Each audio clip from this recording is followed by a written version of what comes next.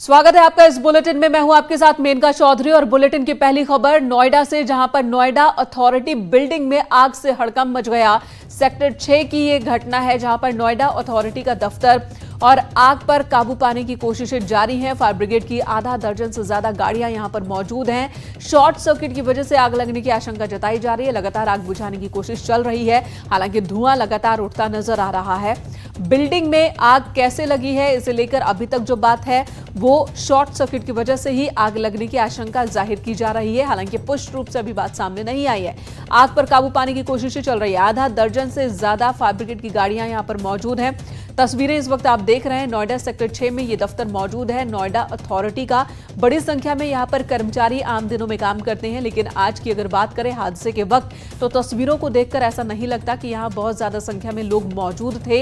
हादसे वक्त सुबह सुबह यह हादसा हुआ और फायर ब्रिगेड की गाड़ी तुरंत मौके पर पहुंचती है। 6 से ज्यादा गाड़ियां इस वक्त आग बुझाने के काम में जुटी हुई हैं और आप अधिकारियों को भी देख सकते हैं और बिल्डिंग के अंदर से निकलते धुएं को देख सकते हैं। हालांकि आग अभी बिल्डिंग के किस किस इलाके में अभी भी है, इस बारे में भी हम आपको जानकारी देंगे, लेकिन कोशिश लगातार चल रही है आग पर पूरी तरह से काबू पाने की।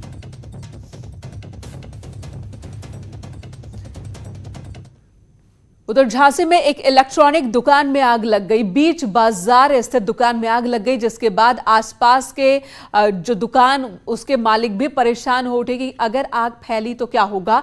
लगातार अब आग बुझाने की कोशिश यहां पर भी चल रही है। आग पर काबू पा लिया गया है। आशंका है कि शॉर्ट सर्किट की वजह से ही यहां पर भी आग लगने का यह हादसा हुआ।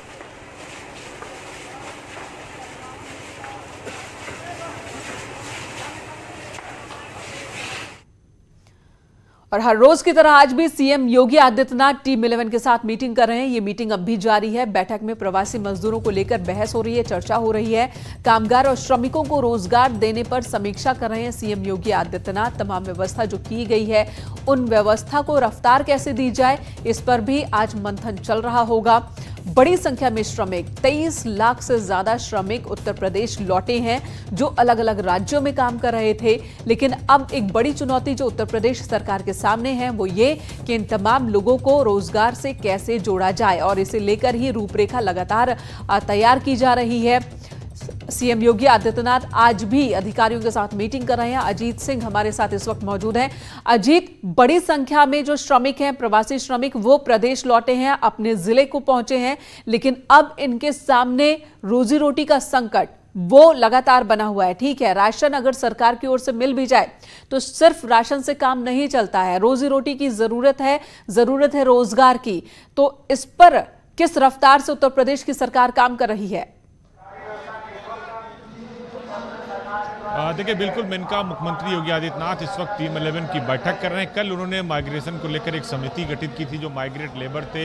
इसके साथ ही कृषि उत्पादन आयुक्त जो आलोक सिन्हा, उनकी अध्यक्षता में एक 4 सदस्यीय कमेटी गठित की है, जो 15 से 20 लाख माइग्रेट जो लेबर्स हैं, श्रमिक हैं, कामगार हैं, उनको रोजगार दिया जा रहा है। क्योंकि लगातार उत्तर प्रदेश में संख्या बढ़ती जा रही है और इसी की वजह से जिले में जो थोड़ा संक्रमण पड़ा है, उसको लेकर सीएम योगी समीक्षा बैठक कर रहे हैं कि आखिर हर जिले में हमारे पास बेड है, जो वेंटिलेटर है, जो दवाएं हैं, जो श्रमिक पहुंच रहे हैं, उन्हें क्वारंटाइन करने से पहले उनकी थर्मल स्कैनिंग की जा रही कि नहीं की जा रही, इन सब को लेकर एक बड़ा मंथन चल रहा। और कल भी उन्होंने कई सारे आदेश दिए थे और जिलाधिकारियों की जिम्मेदारी तय कर दी है मेनका कि जो भी कमी आएगी, जो भी गड़बड़ी होगी, उसको जिम्मेदार होंगे। कोई भी श्रमिक, कोई भी लेबर सड़क पर नहीं चलते रहना चाहिए। जब वो रेलवे स्टेशन पर आए, वहां से उनको बस से उनके गंतव्य तक ले जाया जाए। इस वक्त भी हम चारबाग स्टेशन के पास एक बार तस्वीरें अगर आपको दिखाएं तो जो लेबर्स हैं वो धीरे धीरे यहाँ अगर आपको देखिए आते दिख रहे होंगे, लोग आ रहे हैं, यहाँ से उन्हें बसों में बैठाया जा रहा है, बसों के माध्यम से उन्हें उनके गंतव्य तक पहुंचाया जा रहा है। और बाकायदा जो अधिकारी हैं वो यहाँ पर देखिए बाकायदा अलाउंस के लिए बैठे हुए हैं और जिलेवार उनको अलाउंस किया जाता है। और मुख्यमंत्री का जो निर्देश है उसका अनुपालन भी आपको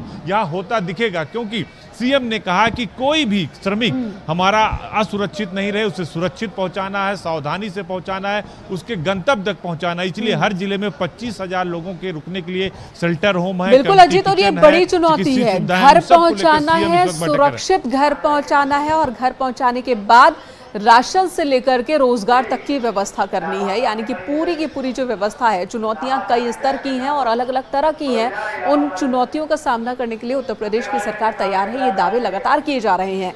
जमीनी हकीकत आपसे जानना चाहेंगे। अगर हम रोजगार की बात करें, क्वारंटीन सेंटर्स का हाल हम देख रहे हैं, लगातार इंतजाम प्रशासनिक अधिकारी जो हैं वो करने की कोशिश में लगे हैं, लेकिन रोजगार की अगर हम बात करें तो किस तरह से जल्द लोगों को जोड़ा जा सकता है? क्योंकि जैसे ही लॉकडाउन खत्म होगा, अगर इन्हें यहाँ रोजगार नहीं मिलता है, यहाँ काम धंधा नहीं मिलता है, तो फिर ये लौटने को तैयार हो जाएंगे, उन जगहों को जाने के लिए तैयार हो जाएंगे जहां पर काम हो रहा हो। देखिए, इनका मुख्यमंत्री की तरफ से ओडीओपी जो लोन मेले लगाए जा रहे हैं, एमएसएमई यानी वन डिस्ट्रिक्ट वन प्रोडक्ट, जिले की जो औद्योगिक इकाइयां हैं उनको कहा गया है, जो लोकल चीजें मिले हैं वहां इन लेबर्स को काम दिया जाएगा, इन कामगार श्रमिकों को काम दिया जाएगा।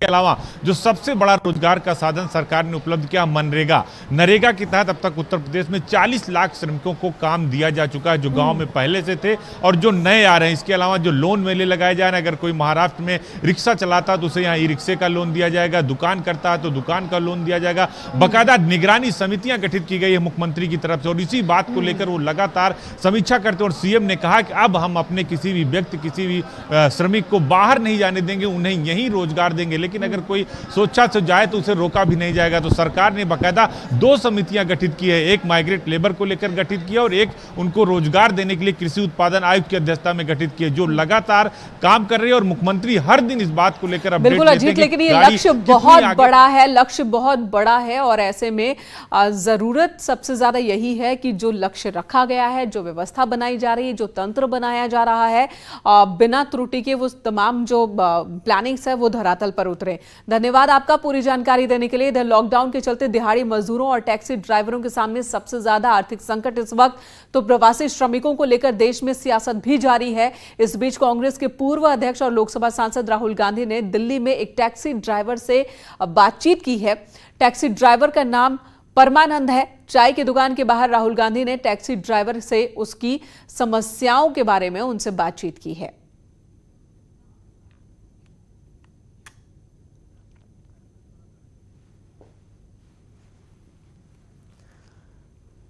तो राहुल गांधी लगातार मजदूरों से मिल रहे हैं और उनकी तस्वीरें, उनका वीडियो सोशल मीडिया पर वायरल भी हो रहे हैं। इधर आजमगढ़ में बेखौफ बदमाश राम जानकी मंदिर पर बदमाशों ने धावा बोला है। मंदिर से अष्ट धातु की बेशकीमती मूर्ति लूट ले गए हैं बदमाशों ने मंदिर से राम जानकी और बलराम की मूर्ति लूट ली है। करोड़ों की बताई जा रही है कीमत इस मूर्ति की। पुलिस और डॉग स्क्वाड की मदद से अब इस चोर की तलाश की जा रही है। मुबारकपुर थाना क्षेत्र के राम जानकी मंदिर का ये मामला है। तो खबर आ रही कि करोड़ों की मूर्ति चोर चुरा ले गए हैं। अब पुलिस चोरों की तलाश में जुटी हुई है। डॉग स्क्वाड टीम की भी मदद ली जा रही है। तो बड़ी खबर इस वक्त ये आ रही है आजमगढ़ से।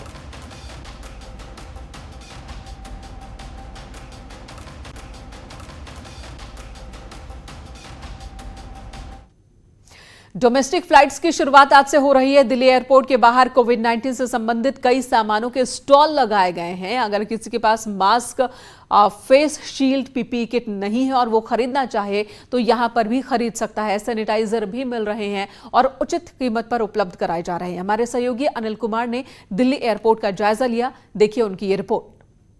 एयरपोर्ट से फ्लाइट ऑपरेशन करीब 2 महीने के बाद आज से फिर से शुरू हो गया है।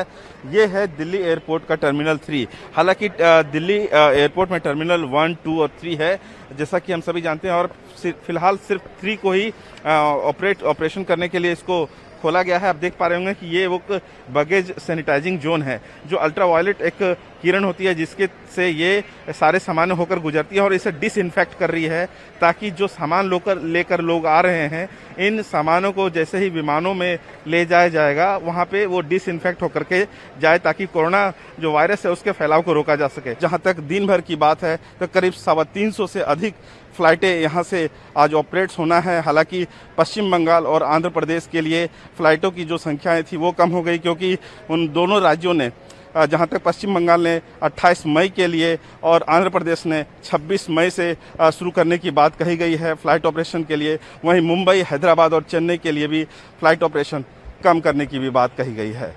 कैमरामैन अंकित के साथ अनिल, न्यूज़ 18 दिल्ली। लखनऊ एयरपोर्ट आज एयरपोर्ट पर कुल 27 विमान आएंगे और जाएंगे। इसके लिए सारी तैयारियां पूरी कर ली गई हैं। सरकार ने तय किया है कि आने वाले लोग अगर इसी राज्य के रहने वाले हैं तो उन्हें 14 दिन के लिए होम क्वारंटीन में रहना होगा। अगर किसी के पास ये सुविधा नहीं है तो उसे सरकार की ओर से बनाई गई व्यवस्था में रखा जाएगा। हमारे सहयोगी प्रशांत पांडे ने इसका जायजा लिया, देखिए जरा। लॉकडाउन के बाद आज से घरेलू उड़ानों को शुरू कर दिया गया है। ऐसे में आप देख सकते हैं इस समय राजधानी लखनऊ के चौधरी चरण सिंह हवाई अड्डे पर किस तरीके से यात्री यहां पर आए हुए हैं। लगभग 20 से अधिक उड़ानों को आज यहां से उड़ना है, जिसके लिए भारी तादाद में पैसेंजर हैं।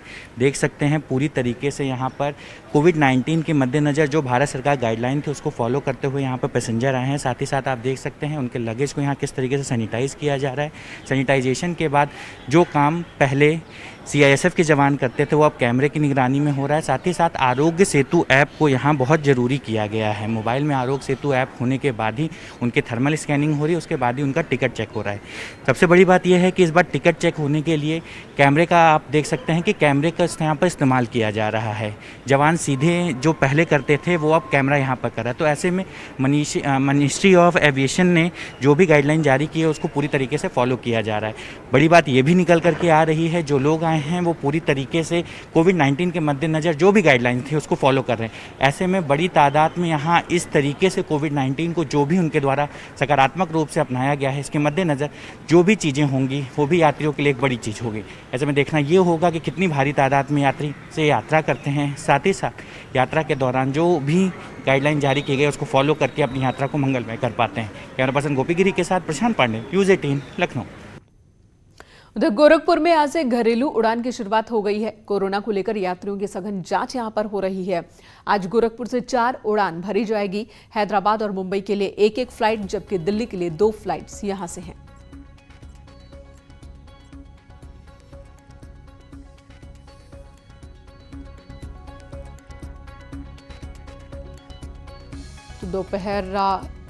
तो वहीं प्रयागराज की बात कर लेते हैं। यहां पर भी आज बेंगलुरु और मुंबई के लिए उड़ान की शुरुआत हो रही है। दोपहर 1:50 पर बेंगलुरु से एक फ्लाइट आएगी जो कि 4:50 पर प्रयागराज से बेंगलुरु के लिए उड़ान भरेगी।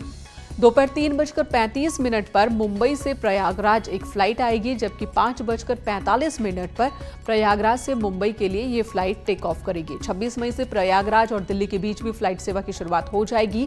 26 मई को दोपहर 3:55 पर दिल्ली से प्रयागराज एक फ्लाइट आएगी, जबकि 5:40 पर शाम में प्रयागराज से दिल्ली के लिए फ्लाइट जो है वो उड़ान भरेगी।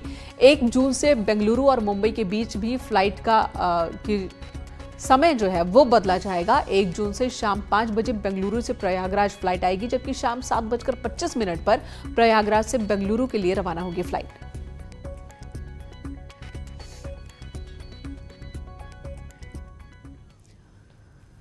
खबर प्रतापगढ़ से, जहां पर एक वकील ने अपने भाई पर ही गोली चला दी है और इस हमले में बाल बाल बच गया भाई। इस घटना के बाद परिवार दहशत में है। आरोप है कि अधिवक्ता गांव में घूम घूम कर लाइसेंसी रिवॉल्वर से लोगों को धमका रहा था और जब उसे मना किया उसके भाई ने तो उसने अपने भाई पर ही गोली चला दी। असलाह लहराते हुए उसके गांव में घूमने का वीडियो भी वायरल हो रहा है। ये तस्वीर हम आपको आरोपी वकील की ही दिखा रहे हैं, जो हाथ में पिस्टल लिए गांव में घूम रहा है। इसे समझाने की कोशिश हो रही है तो जो भी इसे समझा रहा है उससे ही ये शख्स भिड़ जा रहा है। तो नुमाइश देखिए, यहाँ पर हथियार की करता नजर आ रहा है वकील। हालांकि इसे देखने से ऐसा लगता है या तो ये शराब के नशे में है या फिर मानसिक संतुलन खो चुका है। फिलहाल पुलिस भी इस मामले में पूरी तरह से कार्रवाई से बच रही है। देश भर में आज ईद मनाई जा रही है। लॉकडाउन की वजह से बेहद सादगी के साथ इस बार ईद मना रहे हैं लोग। घरों में ही नमाज पढ़ रहे हैं। पहली बार है जब ईद पर देश भर की तमाम मस्जिदें आम नमाजियों के लिए बंद है। मस्जिदों के अंदर 5 लोगों को ही नमाज पढ़ने की इजाजत दी गई है। वहीं कोरोना की वजह से लोगों को ईद के मौके पर गले न मिलने की भी अपील की गई है।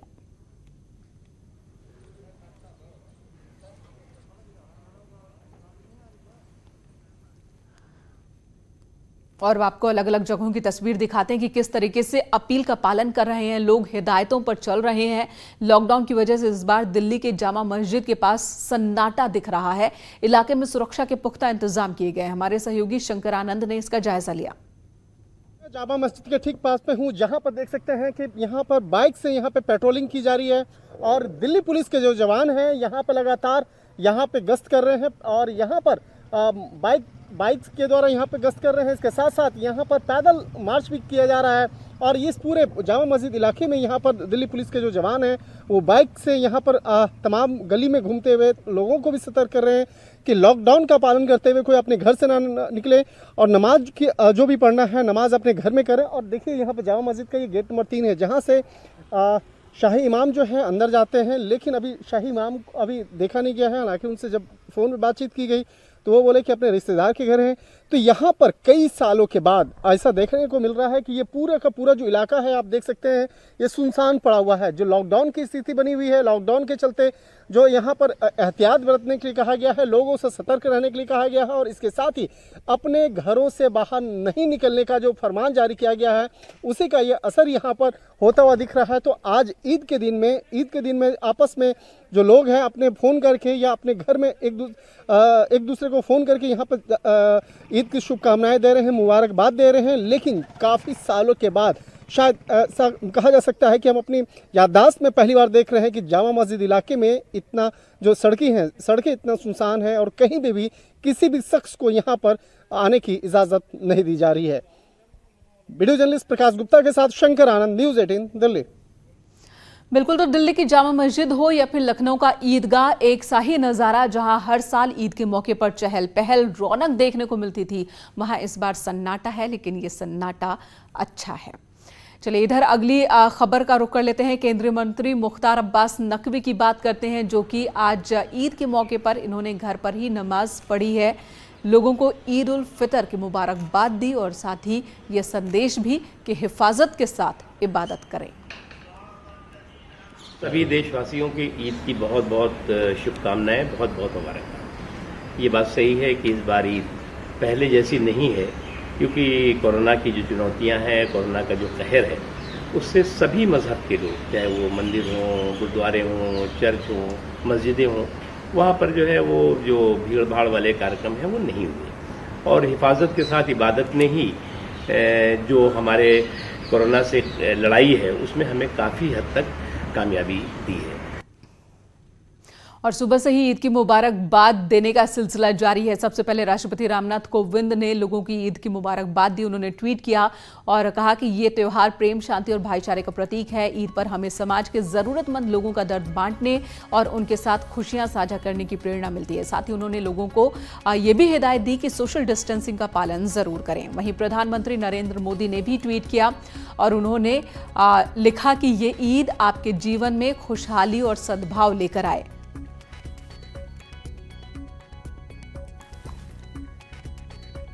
तो इस तरीके से सभी ईद की मुबारकबाद दे रहे हैं। प्रधानमंत्री ने भी ट्वीट कर ईद की मुबारकबाद दी और साथ ही खुशहाली और सद्भाव लाए, ये कामना की उन्होंने। कांग्रेस सांसद राहुल गांधी ने भी ट्वीट कर बधाई दी लोगों को। अपने ट्वीट में उन्होंने लिखा कि आप सभी को ईद मुबारकबाद। तो बीएसपी अध्यक्ष मायावती ने भी ट्वीट कर ईद की बधाई सभी को दी है। पवित्र रमजान में एक महीने की इबादत के बाद अब ईद उल फितर, जिसकी खासकर सभी मुस्लिम भाई बहनों को दिली मुबारकबाद और शुभकामनाएं। साथ ही उन्होंने अपील की है कि जिस तरह से आपने लॉकडाउन के नियमों पर अमल करते हुए रमजान बिताया, उसी तरह आप ईद भी मनाएं। अपनी खुशी में अपने गरीब पड़ोसी को उसके खुशी के हक को कतई न भूलें।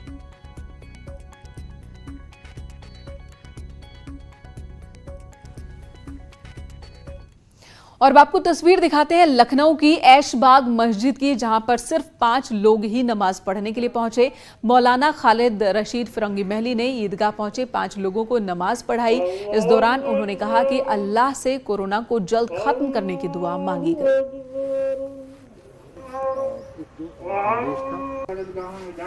और अल्लाह तेरी इबादत फरमाएं। पहली मर्तबा हुआ है कि जिस ईदगाह में तकरीबन 4 से 5 लाख लोग हर साल ईद की नमाज अदा करते थे, आज इस लॉकडाउन के रूल रेगुलेशन पर अमल करते हुए सिर्फ और सिर्फ 5 लोगों ने नमाज अदा करके यहाँ की जो रिवायत है उसको बाकी रखने की कोशिश की है। और नमाज के बाद अल्लाह से यही दुआ की गई है कि अल्लाह हमारे मुल्क से और पूरी दुनिया से कोरोना वायरस की इस बीमारी को हमेशा हमेशा के लिए ख़त्म कर दे। देश भर में ईद की नमाज बेहद सादगी के साथ अदा की जा रही है। लखनऊ की ऐशबाग ईदगाह में महज 5 लोगों ने आज ईद की नमाज अदा की। ईदगाह के इमाम मौलाना खालिद रशीद फरंगी महली ने ईद की नमाज को अदा कराया। इस वक्त आप देख रहे हैं कि पूरे दुनिया से कोरोना जैसी महामारी ख़त्म हो सके, इसके लिए ख़ास तौर से दुआएं की जा रही हैं। सोशल डिस्टेंसिंग का बहुत ज़्यादा ख्याल रखने की हिदायतें जो बरती जा रही थी वो भी मस्जिद में नमाज के दौरान नज़र आती हैं।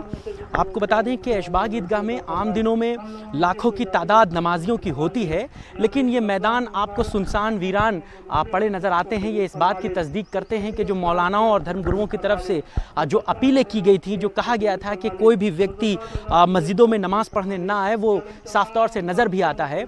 लोगों ने अपने घरों में रहकर ही नमाजों को अदा किया है। कैमरा पर्सन उपेंद्र के साथ मोहम्मद शबाब, न्यूज़ 18 लखनऊ। मौलाना साद के करीबियों पर शिकंजा कसता दिख रहा है। दिल्ली पुलिस जल्द आरोप पत्र दायर करेगी। निजामुद्दीन स्थित तबलीगी जमात और मरकज मामले में आरोप पत्र दायर करेगी दिल्ली पुलिस। कोर्ट में दायर होने वाले आरोप पत्र में मौलाना साद समेत अन्य आरोपी मौलानाओं के बारे में भी जानकारी की बात कही जा रही है। कोर्ट को बताया जाएगा। क्राइम ब्रांच के सूत्रों के मुताबिक तबलीगी जमात से जुड़े विदेशी लोगों के बारे में भी आरोप पत्र में जानकारी होगी। उन लोगों द्वारा वीजा कानून के उल्लंघन सहित ये तमाम जानकारियां इस आरोप पत्र में होंगी। मौलाना साद तबलीगी जमात जिन्होंने यहां पर पूरा जो मरकज का आयोजन कराया था, मुखिया, और जिन पर कई गंभीर आरोप लगाए गए हैं, उनके खिलाफ, उनके परिवार के खिलाफ, और जो लोग निजामुद्दीन स्थित तबलीगी जमात के मरकज में मौजूद थे, उन सब के खिलाफ आरोपों की विस्तार से चर्चा, जिक्र इस आरोप पत्र में होगा, जो कि जल्द ही दिल्ली पुलिस दाखिल करने वाली है।